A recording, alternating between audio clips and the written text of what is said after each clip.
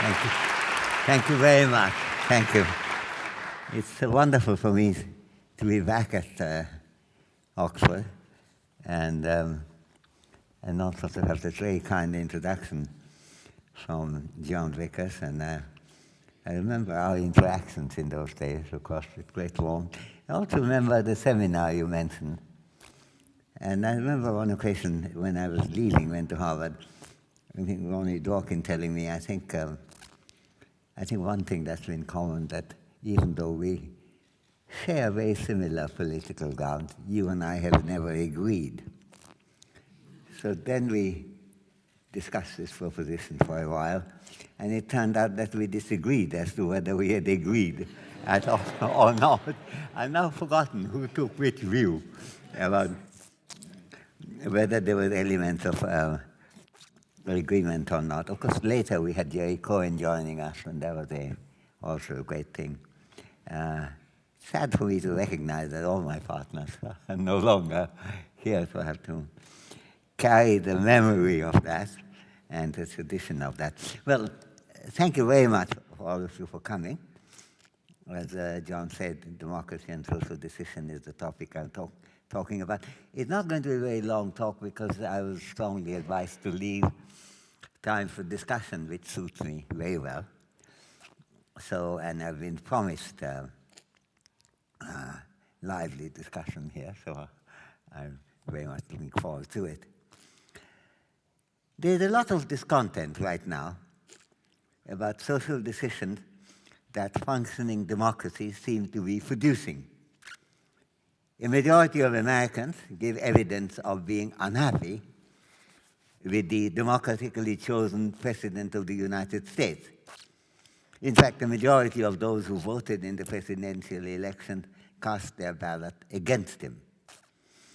A large minority of voters in the so-called Brexit referendum, coming close to half of those who voted, 48%, rejected the alternative which the government is clearly determined to pursue without further discussion, evidently on the ground, as Gertrude Stein could have said, that a victory is a victory is a victory. A huge proportion of the French public seems terrified at the thought that democratic process might make Marine Le Pen the president of France. A great many people in democratic India are worried that the ruling political party, the Hindutva-linked BJP, which got only 31% support in the election, far short of even a majority of the Hindus, not to mention all Indians, is persecuting dissidents as quote-unquote anti-national, placing some of them, in fact, even a few of them in jail until the courts intervene to take them out. It is, of course, also sad that many countries in the world have not embraced democracy yet, but the perversities of social decisions, even in countries with a solidly democratic state and an established democratic governance, offer much reason for concern. I'm going to talk about contemporary problems, but I start with an anecdote from more than 100 years ago. On the 2nd of August of 1914, Bertrand Russell found John Maynard Keynes hurrying across the great court of Trinity College in Cambridge and asked him what the hurry was. Keynes explained, Russell reports, that he was rushing to borrow his brother-in-law's motorcycle to go to London. Russell asked a natural question, why don't you go by train? To this, Keynes gave a rather mystifying reply, because there isn't time. This evokes a nice image of John Maynard Keynes feeding down A10 on his borrowed motorbike, beating all trains and getting to his meeting on time.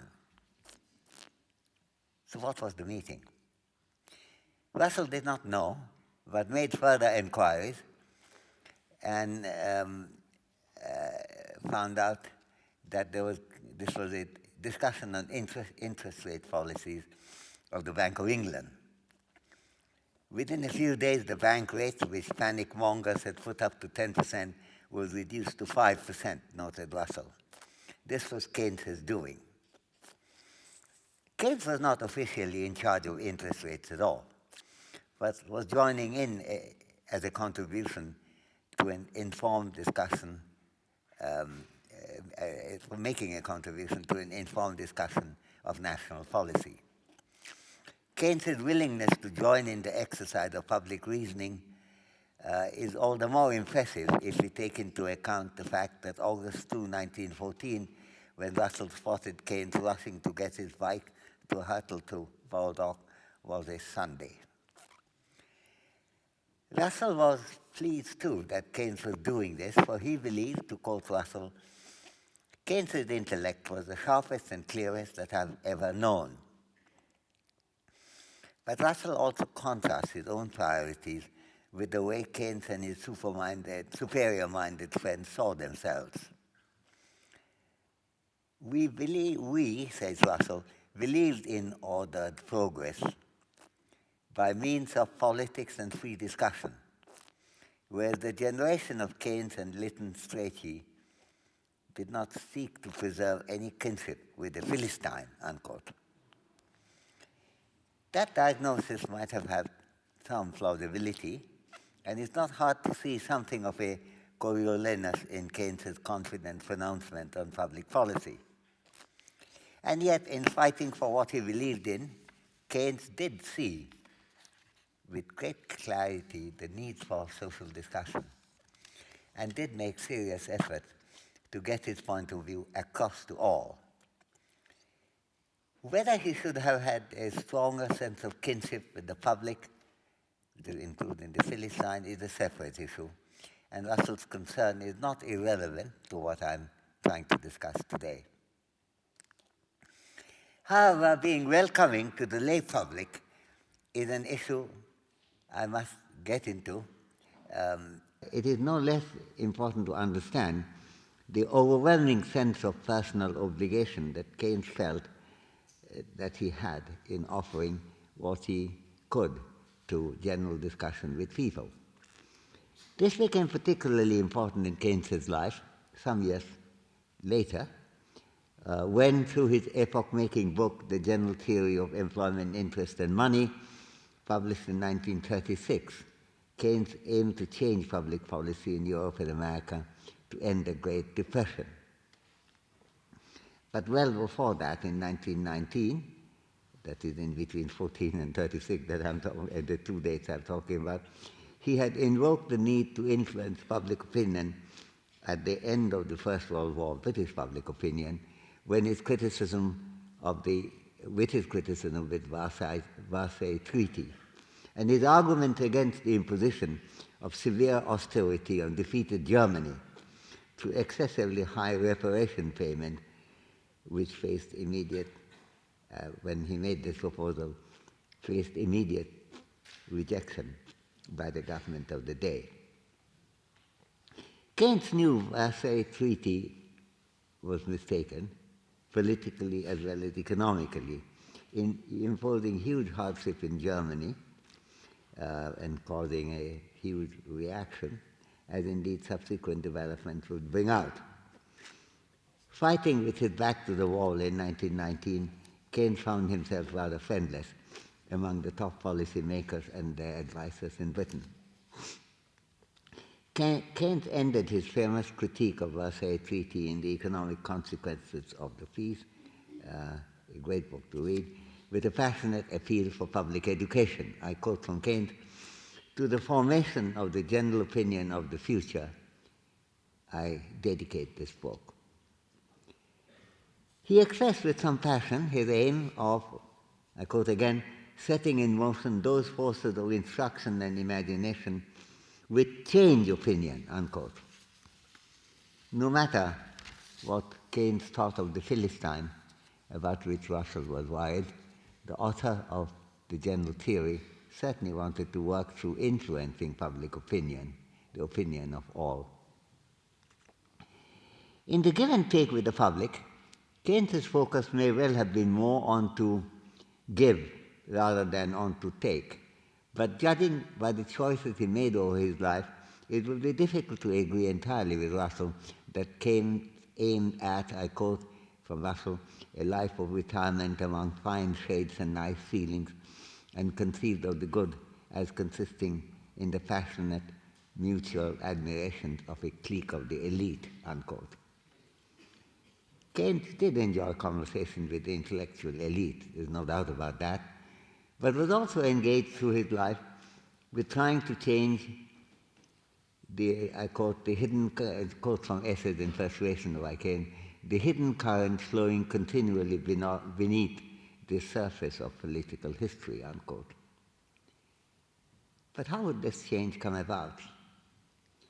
And here is what Keynes said: the assertion of truth, the unveiling of illusion, the dissipation of hate, the enlargement and instruction of men's hearts and minds must be the means, unquote. I'd like to discuss why these commitments remain so important today, 100 years later, and why this is central to the practice of democracy. This aspect of Keynes's convictions relates closely to John Stuart Mill's view of democracy as government by discussion. It is important to understand why Keynes wanted democracy in that form, and indeed why Mill wanted to take political discussion in that direction. It's not simply because democracy being the rule of the demos must be allowed and encouraged to converse with each other, and in particular with those who take public decisions. That too. But much more is involved than that. There is an inescapable exercise of epistemology involved in the political ethics of democracy. A fuller and better understanding of the relevant factors behind and related to public decision can be materially helped by open and informed public discussion. It is this epistemic engagement involved in the exercise of democracy that had even tempted Mill toward giving more than one vote to the more educated, a proposal that looks even more totally unacceptable today than it must have already looked in his own time. That iniquitous formula does, of course, suffer from many flaws, including the fact that the educated may harbor many prejudices powered by their class interests and tribal loyalties.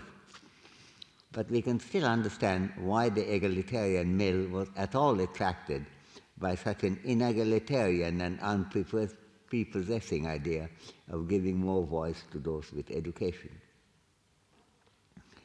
Advocating public discussion for the purpose not just of articulate representation of the people, but also for improving the information and analysis that go into decision-making, has been sought not just in post-Enlightenment Western societies, but also in other societies and at other times. While the Athenian origins of voting procedures are often remembered, it's important to note that the idea of discussion, public discussion as a source of enlightenment, has Athenian roots as well. I'm very touched whenever I think of Athenian roots, because when I got an honorary degree here, the university kindly made an exception. Normally, the citation is read in Latin. In my case, I was told it wouldn't be in Latin, but it wasn't in Sanskrit or Bengali either. It was in Attic Greek. Now, why precisely I was thought to be more familiar with Attic than Latin, I'm not sure, but it was quite a lovely sounding. And then in translation, speech to read. Looking elsewhere, when in the 3rd century BC, Emperor Ashoka, the Buddhist emperor, who ruled over nearly all of the Indian subcontinent, going well into what is now Afghanistan, in fact, hosted the third and the largest Buddhist council in his capital city of Pataliputra, now called Patna, to settle disputes by discussion. When he did that, he emphasized the contribution that such open discussions make to a better understanding of what society needed and what has to be done by the authorities. Similarly, when in the early 7th century Japan, the Buddhist Prince Shotoku, who was regent to his mother, Emperor Suiko, produced the so-called quote-unquote Constitution of 17 Articles in 604 AD, 6 centuries before Magna Carta, I might mention, he argued the need to be better informed through consultation, and I quote from the 604 AD document, "Decisions on important matters should not be made by one person alone. They should be discussed with many," unquote. The fact that government by discussion has an educational function, in addition to catering to the ethical value of shared politics, remains extremely relevant today. Many of the large failures of democratic governance in recent years have arisen, I would argue, precisely from inadequate appreciation of the educational role of public discussion rather than from any obvious institutional deficiency. I begin with India. As democratic institutions go, India can have a very strong claim to be seen as a leading democracy in the world. The country has had regular multi-party elections since the foundation of the Democratic Republic after independence in 1947, supervised by a non-partisan and statutory election commission. This, by the way, is an institutional innovation made in Delhi at that time, which America in particular, but Europe too, can benefit from. Governments have relinquished their authority when they have lost their elections, passing on the reins of administration to the electoral winners. The military has stayed on the barracks as servants of the democratic government without trying to be the master. Attempts at subverting democratic rights and legal protection, such as habeas corpus, which were threatened during the emergency declared in the 1970s by Indira Gandhi's government, have been sharply and decisively rejected by the voters, as it happened overwhelmingly by voters of one of the poorest countries in the world standing up for habeas corpus. The press and the media have remained largely free, except for occasional bursts of paternalism allegedly shielding the fervently religious who are offended, we are told, by irreverent remarks in print, so that books are banned because they may give offense to the religious-minded. Happily, this odd interpretation of rights, banning books that might offend the religiously sensitive, has only led to immediate enhanced availability in bookshops and sale through unorthodox channels of the targeted book. I mean, I think nothing could do. There's a book of mine coming out right now. I would love it to be banned. And there have been no consensus wrangles on voting outcomes, since such as the incidents of hanging cats, you might remember them, that have somewhat tarnished the record of the practice of democracy in the richest country in the world. This is not a negligible democratic accomplishment. And yet, the huge and hardened inequalities related to class, caste, and gender that characterize the stratified Indian society have remained largely unremedied. No less oddly, they have received extraordinarily little attention in public discussion. The reporting and discussion of rape is something of a new exception here, resulting largely from public agitation following from a high-profile case of rape in Delhi in December of 2012. Inattention to widespread deprivation helps the tolerance and continuation of abject poverty and deprivation and inequality despite the presence of extensive democratic institutions. In the absence of engaged and informed discussion, there tends to be an inescapable neglect of what Keynes called, quote-unquote, the formation of opinion, that can move people to action. Where does the epistemic role of public deliberation come into the story? Let me illustrate by considering a problem that has actually been handled fairly well in India, in particular the occurrence of large famines which characterized the British rule until its very end. The last famine which I witnessed was just 4 years before before independence came. But famine promptly disappeared with the establishment, with independence and the establishment of a functioning Indian democracy. How was that possible? The voice of famine victims in a system of majority vote cannot explain the change.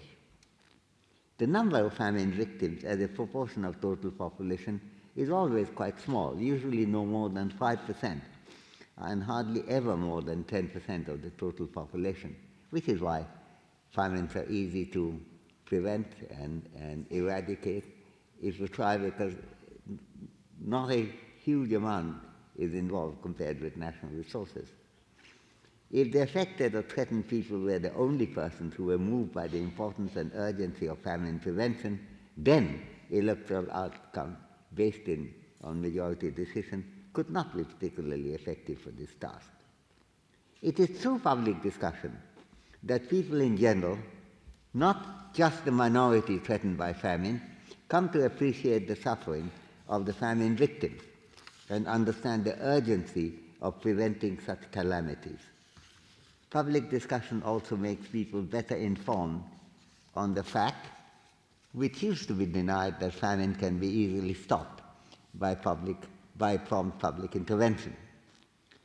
This is how public reasoning, through the intermediation of public discussion, combined with regular and free election, works as an antidote to famine in a functioning democracy. In contrast with the observable calamity of famine, the continuation of endemic but non-extreme hunger and the persistence of illiteracy, which take long-term tolls, do not easily generate the kind of excitement that the visible brutality of a famine tends to cause. In order to make the removal of ongoing but undramatic deprivation an electorally powerful cause that can rally the bulk of the population and get them politically agitated and active, much is needed from the commitment and skill of the media and from the energy and range of public debate, where I'm afraid the Indian media has not excelled. In the recent general election of 2014, when a Hindutva-oriented coalition with strong support from business community had a decisive victory, issues such as illiteracy, absence of health care, and social and economic deprivation in general hardly figured at all in the campaign, and the media showed very little interest in relating the electoral options to these questions. Why is this so? The problem certainly does not come from the paucity of newspapers in India. Newspapers in India are numerous. More than 96,000 different papers come out every day. And in fact, India has the largest circulation by a long margin of newspapers among all the countries in the world. It also has one of the highest penetrations of audio and visual media. The difficulty lies, rather, in the nature and working of the Indian media, which tends to cater primarily to the concerns and interests of the comparatively privileged, with some additional features of general entertainment, such as films and popular music thrown in. As I've tried to discuss elsewhere, investigation of the range of news coverage and of social analysis in the media bring out sharply the biases in the coverage of news and analysis in India, thereby influencing the public political discussion as well as outcome of elections and the priorities in policy making. Basic issues about the lives of the poor, illiteracy, absence of health care, lack of immunization, terrible sanitary conditions, gender inequality, environmental hazards that particularly affect those who do not live in well-insulated homes, get little space and prominence in the coverage of what is happening and what in particular is not happening. Except, of course, as occasional high-minded platitudes coming from political leaders trumpeting the supreme importance of paying attention to the lives of the poor, without these pronouncements getting translated into actual public action of any kind. In fact, amidst the blast of uplifting rhetoric, the budgetary allocations of public funds for education and healthcare in India, pitifully low as they are, have been further cut recently over the last 2 years, and they have got amazingly little notice and even less critique in public discussion. Keynes' powerful call for, I quote, setting in motion those forces of instruction and imagination that change opinion, unquote, is thoroughly relevant and urgent in India today. Amidst all these continuing problems, the government of India last November decided completely unilaterally without any discussion that the two most commonly used currency notes in India, that of 500 rupees and 1,000 rupees, being high valued, their values are respectively $7 and a little under $15, would no longer be legal tender, thereby denying what these promissory notes say, saying, I promise to pay so much, says the Reserve Bank governor, on the body of these instruments. The initial reason given for this extraordinary move of outlawing 86% of Indian currency instantly was that this demonetization of high-valued cash would curb, perhaps even eliminate, corruption and black money.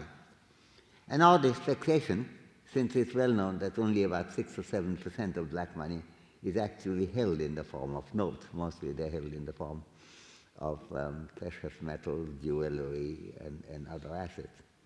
And the Prime Minister, this didn't deter the Prime Minister, who demanded credit for his sincerity and dedication for trying to bring the corrupt to justice. The applause that was demanded was in fact duly delivered by the public, in tune with the publicity machine of the government. The picture of the fighter against corruption appeared everywhere in a defiant pose in the ads and holdings. And there was praise for the move even as common people, mostly from the poorer sections from Indians, stood in day-long queues to get some legal tender. You have to exchange them, explaining why these are white money rather than black money. A few people even died in the queues from the strain of having to queue up for hours to get the use of their own money. But since the anti-corruption rhetoric, though persistently aired, was not being translated into actual halts of black money, and this is where the media did play a part pointing that out, the government came out with a different reasoning as well. The goal of demonetization was redefined as taking a giant step to make India's crash-free modern economy become reliant only on electronic transactions. This was an odd expectation too, and totally in conflict with the fact that many of the poorer people in India, including small traders, have great difficulty in turning all electronic one fine morning, given the lack of training and often literacy, and the lack of electronic facilities in many rural neighborhoods. About half the Indian villages and towns don't even have a bank. All this was done by sudden declaration. The banned notes became illegal when the Prime Minister finished his demonetization speech. There had been no public discussion whatever before to make the 86% of Indian currency no longer legal tender. The onus was now on the holders of small cash in the form of banned notes to justify their holding, and in the absence of the authorities being satisfied, the money could be lost. The result has been huge harassment, much suffering on the part of the underprivileged, even though the rich were by and large already well equipped to deal with the electronic transactions. and the job loss is beginning to show up. There's already been a very considerable drop reported by the All India Manufacturing Association of more than 10% of employment. The interesting thing, however, is that this has not diminished the image of the nobility of the Prime Minister, despite all the suffering, and those who were against demonetization have been comprehensively described as being in favor of, perhaps even promoters of black money. This included, by the way, the former Prime Minister, Manmohan Singh, who is also a former governor of the Reserve Bank of India, who did say that this is a disastrous move. And of course, he too has been saying that clearly there must be some motivation there. And the indications are that this economically disastrous move would help the ruling party, the BJP, led by Mr. Modi, win the provincial elections, state elections as they're called in India, including the critically important contest in the large state of Uttar Pradesh coming up next month in February. Democracy certainly needs more than fair voting, even when supplemented by free speech, as in this case. We need epistemic scrutiny and what Americans call fact check, and critical assessment of the cogency and arguments that are presented. So these are the main things I'm concerned with, and I'm anxious to get on to the discussion time. So I end with a few remarks on the democratic connections of disjunction with the ongoing decision-making on Brexit. The first issue is simple enough. As a representative democracy, and if you want to know what the demands of it are, I think it's quite good to look at John Stuart Mill. I think third most interesting book, I think his most interesting book, I think on liberty and subjection of women. But I think representative democracy is not to be slighted. Very good book that way.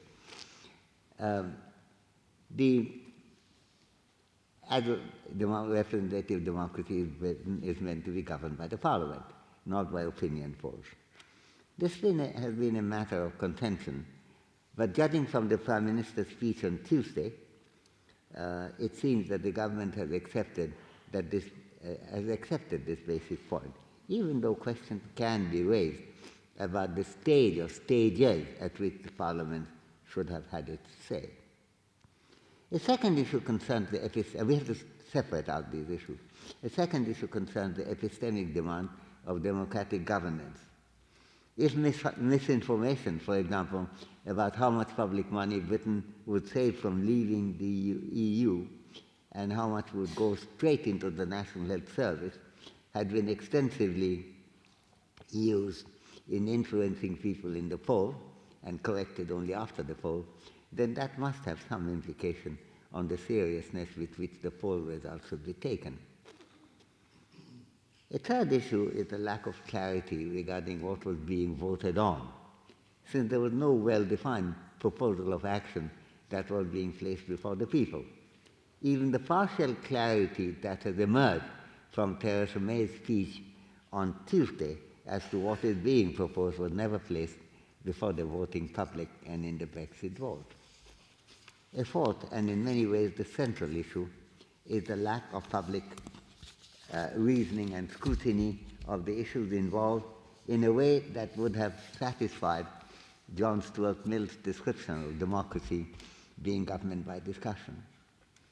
If instead a tiny poll victory is taken to be adequate for making such statements as, and I quote, Britain has decided to leave the European Union, then question can certainly be raised whether there is some frivolity in such pronouncements.